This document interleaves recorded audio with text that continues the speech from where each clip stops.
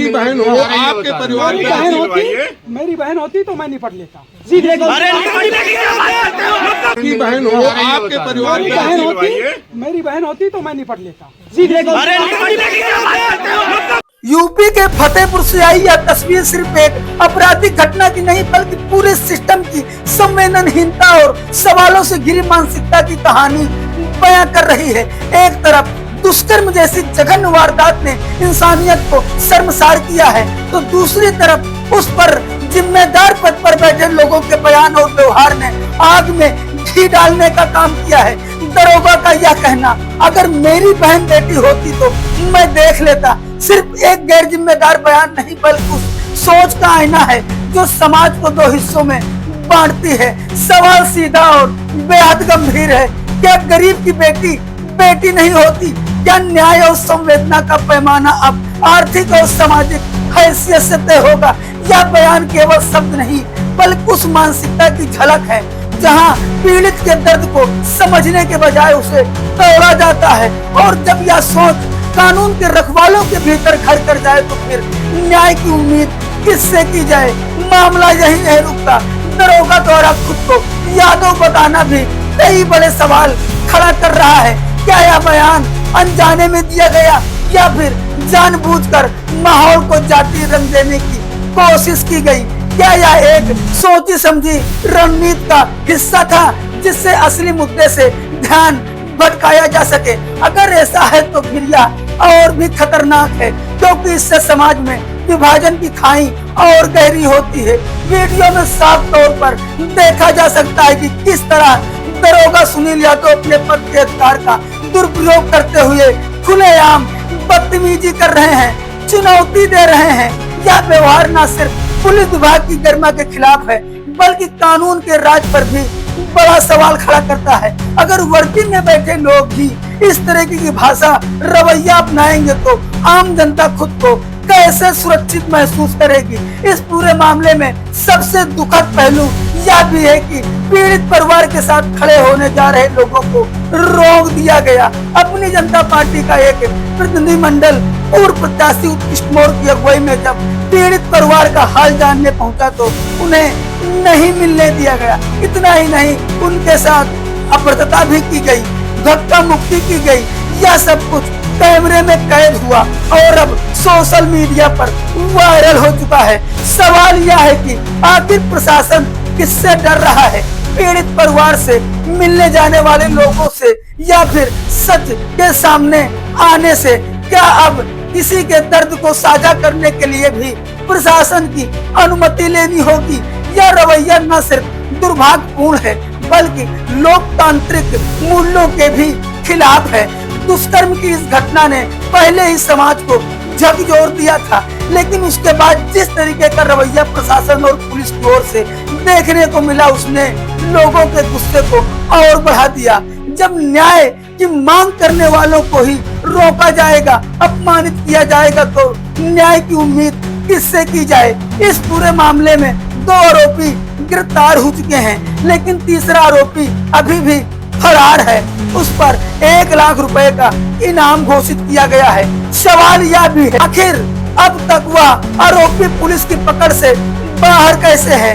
क्या उसे पकड़ने में लापरवाही हो रही है या फिर कहीं न कहीं कोई ढिलाई बरती जा रही है? आज जरूरत है सख्त और निष्पक्ष कार्रवाई की। सिर्फ बयानबाजी या औपचारिक जांच से काम नहीं चलेगा। जो भी दोषी हो, चाहे वह अपराधी हो या फिर अपने पद का दुरुपयोग करने वाले अधिकारी, उन पर कड़ी कार्रवाई होनी चाहिए।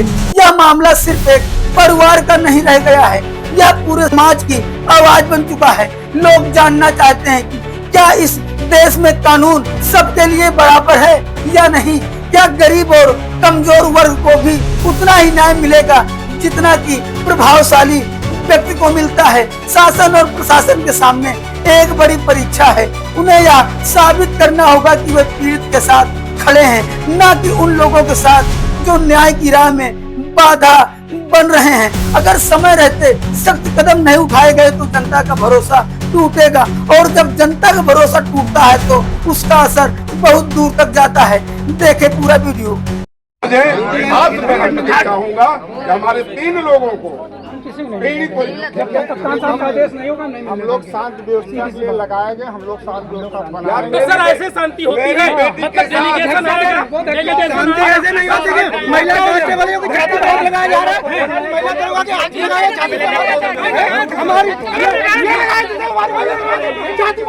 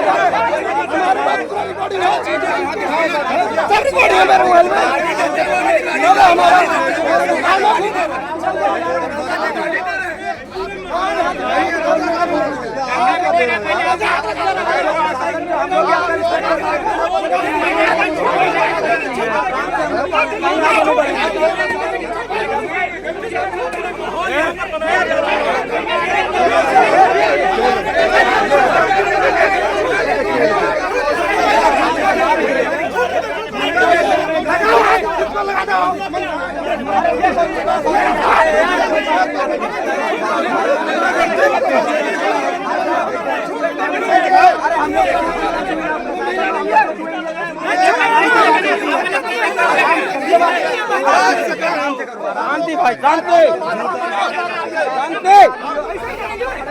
हमारे कार्यों में बाधा मत करिए, हम लोग सरकार के लिए निकल, मैं लोग शांति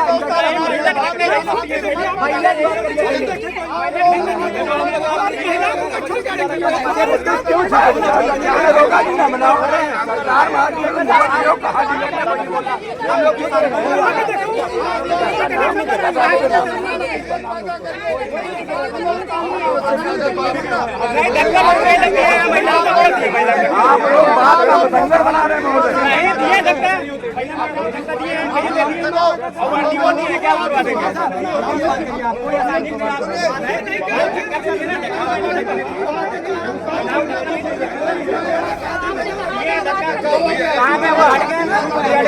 रहे और कोई नहीं करेगा। अरे आप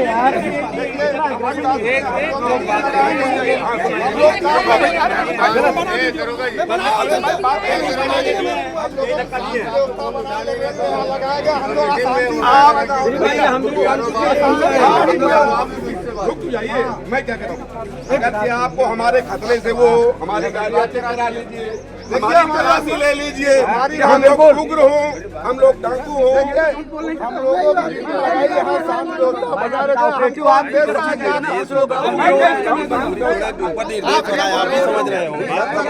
जब कुछ समझ रहे तो ऊपर बात करिए, आप लोग कुछ सक्षम है उसके लिए, कुछ सक्षम तो करिए, आप सक्षम कुछ बात करिए।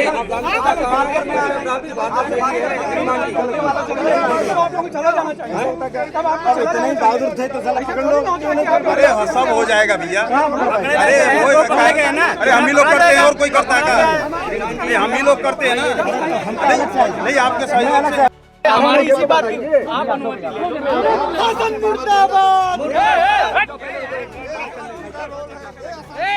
नारेबाजी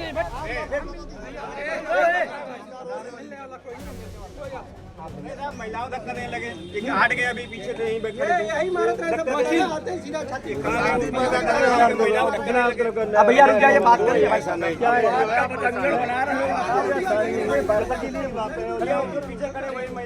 हम लोग तो ये तक कह रहे हैं लोग हैं, ये भैया बात करेंगे और क्या करेंगे भाई, बात करेंगे भाई, क्या कर हम लोग सब रुके हैं यहाँ, कोई नहीं।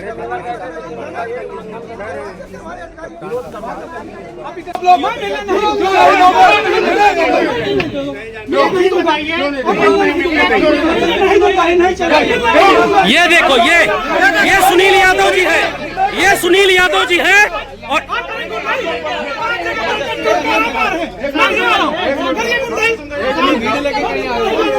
यही एनर्जी उसको पकड़ने में दिखाए होते ना, क्या दिया गया होता, मुझे दायित्व दिया गया होता, उसकी ऐसी कैसी करते। अरे कौन देगा दायित्व तुमको?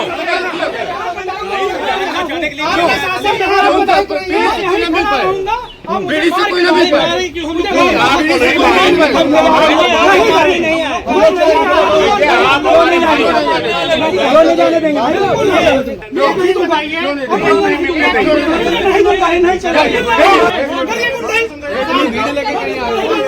यही एनर्जी उसको पकड़ने में दिखाए होते ना। क्या किया गया होता? मुझे दायित्व दिया गया होता, उसकी ऐसी कैसी करते? अरे कौन देगा दायित्व तुमको?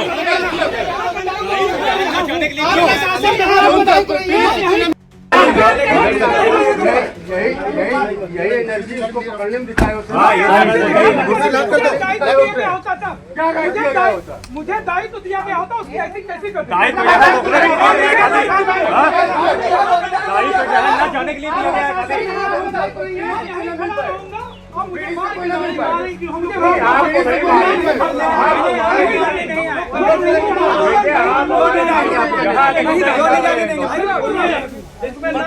सुनील यादव बता रहे, सुनील यादव सुनिए सर बता रहे सुनील यादव है, जाने नहीं देंगे। यादव नहीं, यादव क्यों बता रहे आप? यादव क्यों बता रहे? जातिवाद क्यों बता रहे? जातिवाद क्यों बता रहे? आपने बताया,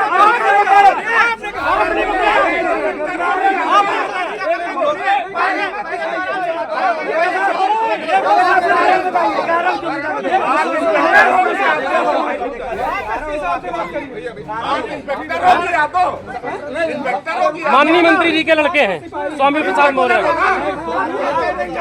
ये देखो सुनील यादव जी हैं, बता रहे कि यादव है, पीड़ित परिवार से मिलने नहीं देंगे। हम लोग पीड़ित परिवार से मिलने के लिए आए हैं। लेकिन मेरी बात सुनिए। आप मेरी बात सुनोगे नहीं सुनोगे? हाँ बताओ, आप मेरी बात अब कोई बोलेगा नहीं, पहले इनकी बात सुनिए। मैं कह रहा हूँ हमको ज्यादा बोलना ही नहीं है। पीड़ित परिवार हमारा परिवार है। ये सोमनाथ मौर्य के पुत्र हैं, इनके नेतृत्व अच्छी तरह से मैं आपके नेतृत्व में पीड़ित परिवार से मिलने का मेरा नहीं, पीड़ित परिवार से नहीं, पीड़ित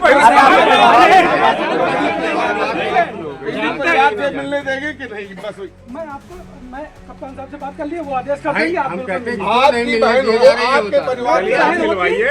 मेरी बहन होती तो मैं निपट लेता। अरे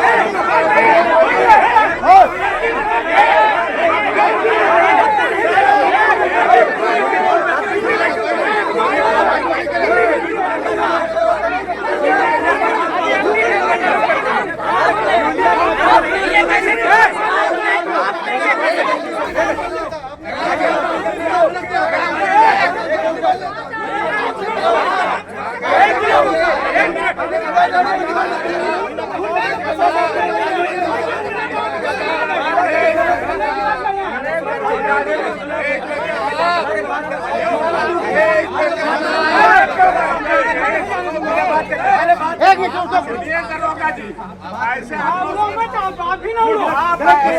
पहले बात क्यों करेगी?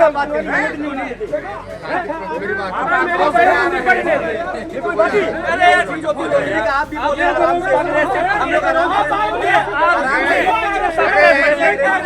हमारी बहन बेटी होती तो हम भी निपट लेते। इसका मतलब है गरीब की बहन बेटियां इस देश में जीने के अधिकार है। ये दरोगा यादव कहते हैं।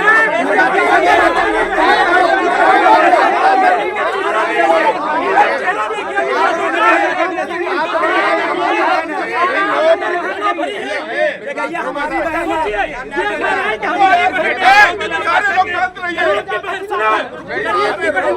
साहब आप किसी ये नहीं दिलवाओगे तुम। नहीं नहीं, गरीब मीडिया के लोग हैं, मीडिया के लोग हैं।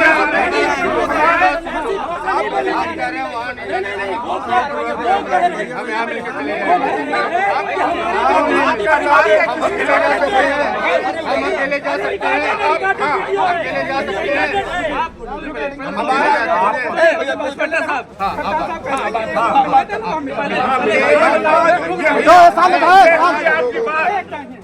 चलिए मुझे विश्वास है, हमें विश्वास है। हमसे बात करिए लेकिन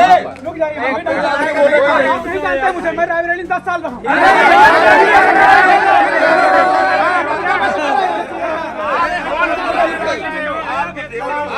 एक बात गलत है कि मेरी बेटी होती मिलने की है फोन करने दिया अरे फोन करो मिलने नहीं तो ये गलत बात है। हमारे प्रतिनिधि को मिलने देना तो पड़ेगा। कोई भी आवाज मत करना। हाँ, एक लोग को मिलने दीजिए, 2 लोग को मिलने दीजिए। नहीं भाई 5 जगह से एक जगह रोका गया हम लोग को। 5 जगह नहीं रोका गया। रास्ते में आगे शांत रहें। हमें किसी प्रकार की अनुशासनहीनता नहीं करना है। हमें पुलिस के हर उस पर साथ देना है और मैं केवल आपसे इतना अनुरोध करता हूं, हमारे प्रतिनिधि के रूप में उत्कर्ष मोड़ अशोक जी हैं, इनको आप पीड़ित परिवार से मिलवा दीजिए। फिर वो आप व्यक्तिगत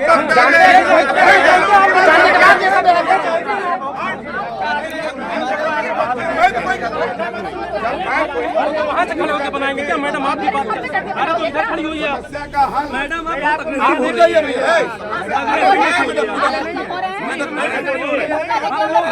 सुनो मेरी बात को, मेरे बच्चों जैसे हैं।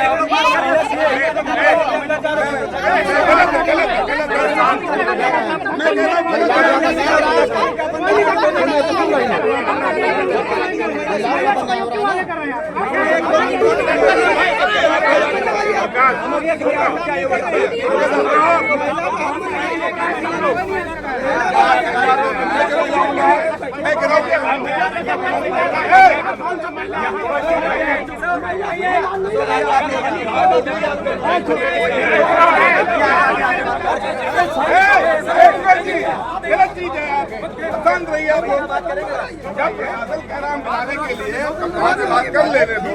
ये भी महिलाएं हमारे नहीं नहीं, वो हमारी बच्चियां हैं। हमारी बच्चियां हैं, ऐसा तो नहीं है। तो महिलाओं का तो हो रहा है। तो महिला नहीं है।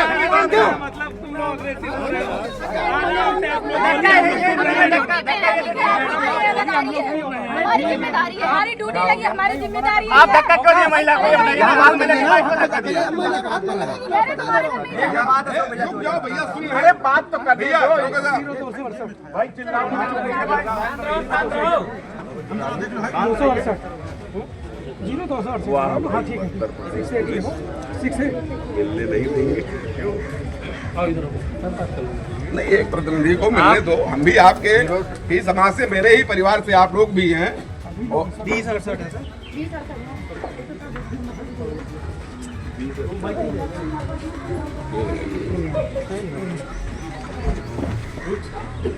ए मुकेश, इधर आओ। अच्छा ठीक है।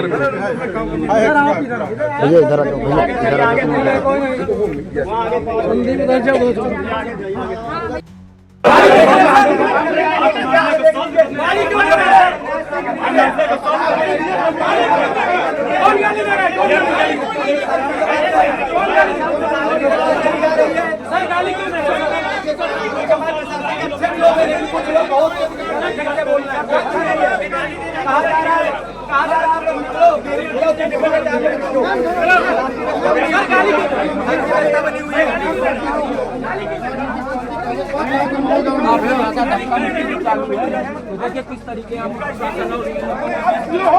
ट्रेनिंग पे हो तो ट्रेनिंग लीजिए।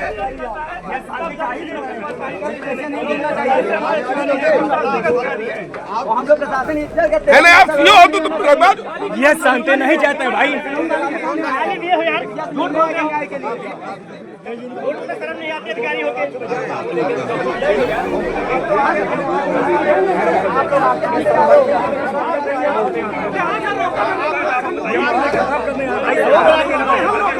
इनकी हिम्मत है। धक्का देके देखिए आप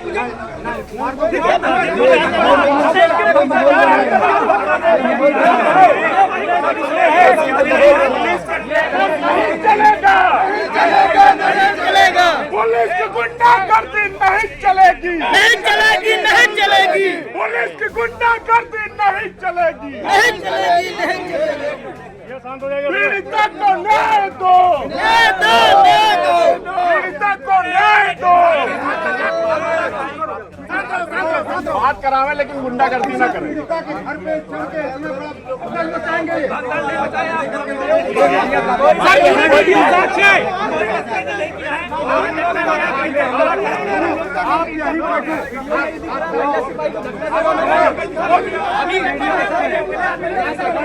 हम लोग बिना मिले नहीं जाएंगे मिलवा दीजिए भाई साहब मिलवा दीजिए बिना मिले जाएंगे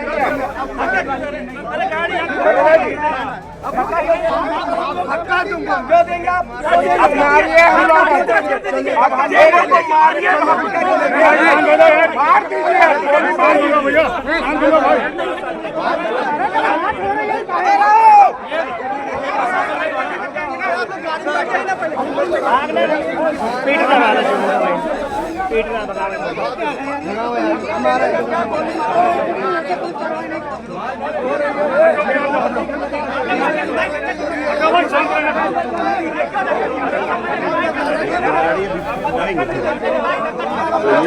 नहीं दिखा रहे प्रशासन होते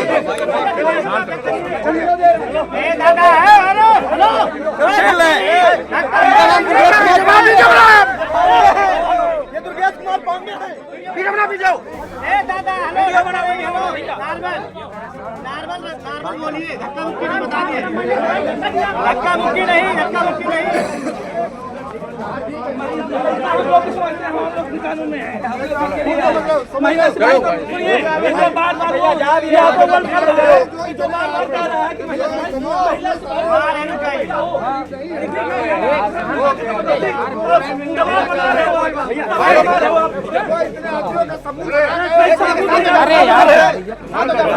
नहीं आया है यहाँ पे रखेगा हम लोग को यार भाई आपको नहीं मिला देना आप गलत आर्गुमेंट क्यों कर रहे हैं नहीं गलत आर्गुमेंट क्यों कर रहे हैं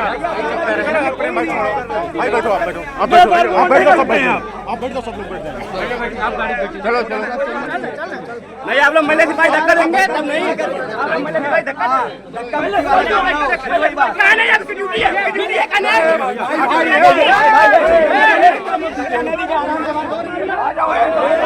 जा रही यहाँ पे धक्का मुक्की दी गई प्रशासन द्वारा पढ़े लिख के आए ये लोग पढ़े लिख के नौकरी करने आए यही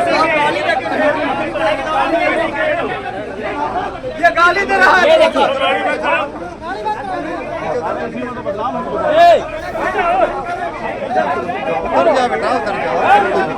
चलो भैया चलो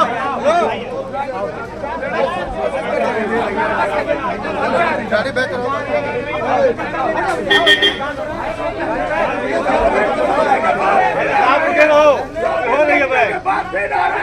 आएंगे 24 घंटे के बाद बैक बैक बैक बैक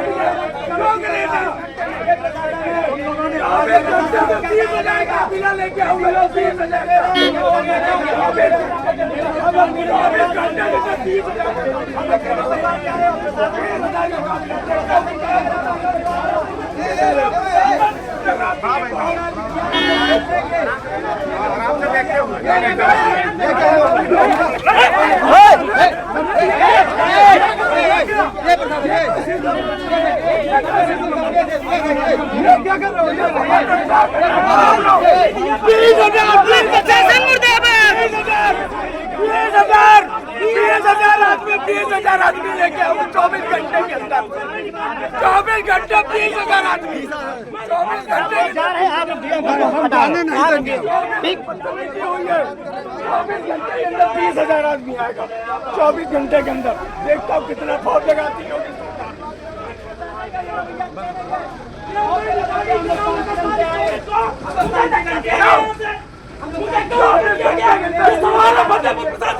मतलब पत्रकार सुरक्षित नहीं यहाँ पे खुले हम गुंडे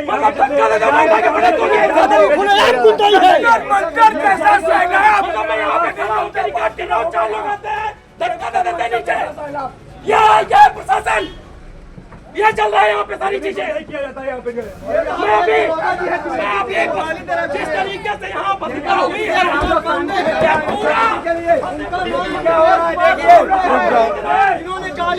तरीके से बदतमीजी पत्रकारों के साथ बदतमीजी हुई है मतलब कोई किसी को सुनने के लिए राजी नहीं है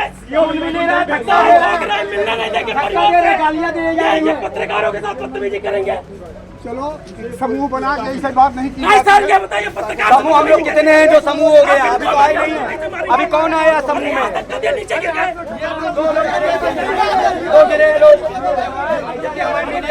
दिया जा रहा है बनाया जा रहा है जो काम करके नहीं मनाया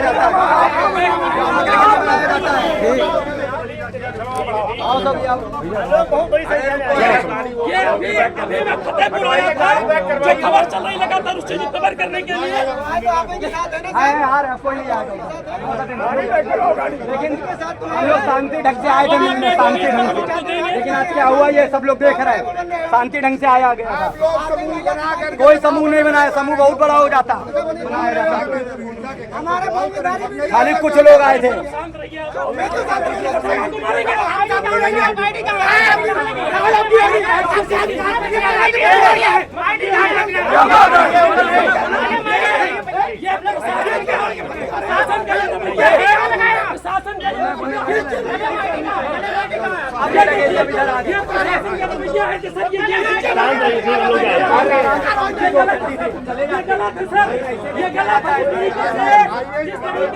शांति से मिलने आए थे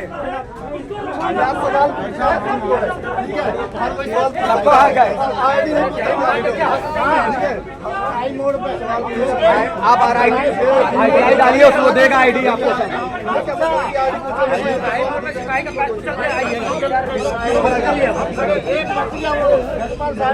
हम लोग आराम से बात कर रहे हैं ये कुछ चल रहा है ये नहीं करना है ये सब बेकार बात शांति से बात करना है क्या बात करना है सब क्या अच्छा कोई सवाल पूछो तो आईडी पूछ लो तुम्हारी आईडी का कोई जाएगा नहीं जब तक मुकदमा लिख के नहीं दूंगा लिखवा दो सब कुछ जेल में डलवा दो यार उसको ढूंढ लाएंगे एक अरे उसको ढूंढ लाएंगे हम तो ले आएंगे कब लाए हुए हम ले आएंगे कब लाएंगे तुम जबरदस्ती कर लोगे अरे हम कहे हम तो आप जबरदस्ती कर लोगे हम लोग जा भी रहे भाई साहब हम लोग जा भी रहे हैं आप फिर आप ऐसा कर रहे हो आप रेप पीड़िता के घर पर चढ़ के बवाल करेंगे आप हैं एक रेप पीड़िता के यहाँ बवाल कर रहे हैं ये भाई साहब आप भी बोल रहे हैं